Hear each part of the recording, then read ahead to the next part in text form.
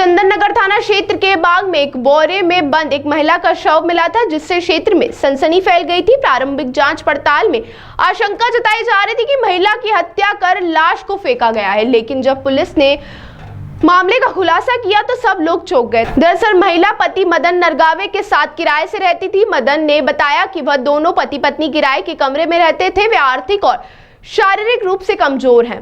मृतिका काफी समय से बीमार थी। उसका इलाज कराने के लिए उसके पास पैसे नहीं थे। बीमारी के कारण महिला ने 2 दिन पहले दम तोड़ दिया।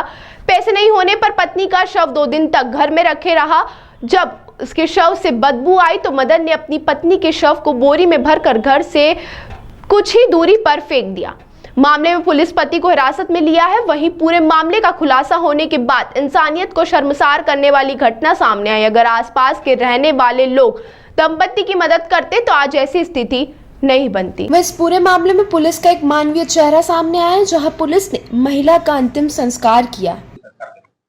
ये कल सुबह जो एक सूचना पर डेड बॉडी बरामद हुई थी महिला की, उसके संबंध में जब जांच आगे बढ़ाई तो उसमें सारी चीजों का खुलासा हुआ, जिसमें पता चला है कि उसके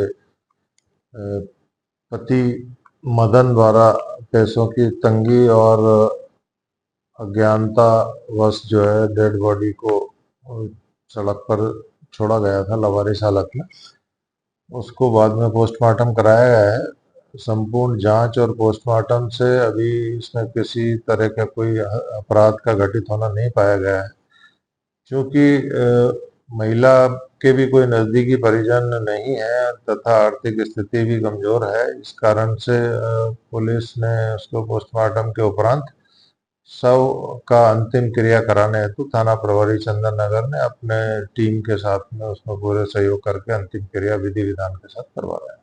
सर कुछ और बताया पति ने मदन ने कि करीब 7-8 सालों से साथ में रह रहे थे दोनों, और गंगवाल बस स्टैंड पर जब ये महिला कुछ समय के लिए रही थी तब उस दौरान इनका मुलाकात परिचय हुआ, और चूंकि दोनों के ही कोई परिवार और नजदीकी रिश्तेदार नहीं थे, इसलिए दोनों ने साथ में रहकर अपना जीवन यापन किया और समय आगे बढ़ाया। और उसी में जब ये पिछले कुछ दिनों से बीमार रहने लगी तो चूंकि बीमारी की वजह से उसकी मृत्यु हुई, और मृत्यु के बाद ये उसको उसके शव को जो है वो अंतिम क्रिया के लिए साहस नहीं जुटा सका, और उसके बाद जब ये पूरा घटनाक्रम हुआ है तो फिर पोस्टमार्टम के उपरांत हम इसकी अंतिम क्रिया की व्यवस्था भी करा रहे हैं। सर ऐसा ही बताया जा रहा है कि इसके बेटे को भी फोन करने का प्रयास करा था, लेकिन वो फोन नहीं लगा या इस तरह से। हाँ, वो भी कहानी पता चली थी तो हमने उसको वेरीफाई किया है। इसके पहले वाले पति से महिला आशा का पुत्र है जो कि सिरपुर क्षेत्र में निवास करता है, और वो भी इसके महिला के ज़्यादा संपर्क में नहीं था। लेकिन उसका मोबाइल नंबर था उसके पति के पास, तो मदन ने जब ये घटना हुई तो उसको भी फ़ोन लगाने का प्रयास किया, लेकिन उसके फ़ोन पे इनकमिंग कॉल बंद था।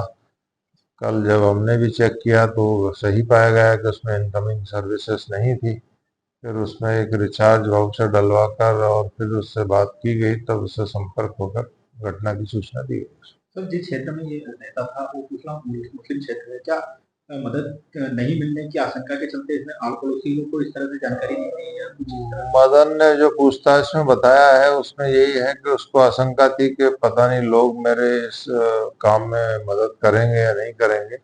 उसी आशंका के चलते उसने किसी को ये बताया भी नहीं कि उसकी पत्नी की डेथ हो गई है और उसकी अंतिम क्रिया उसको करना है। अन्यथा निश्चित रूप से लोग मदद के लिए आगे आते हैं। सर क्या कारण था, क्यों नहीं मदद के लिए ये बोल पाया उन लोगों को? अब वो मानसिक दशा उसकी ऐसी थी कि वो स्वयं में ही उसने ये सोच लिया कि ये शायद इसमें लोग मदद करेंगे नहीं, अलग संप्रदाय के लोग हैं इसलिए मदद नहीं करेंगे, इसलिए उसने किसी को बोला नहीं संकोच में।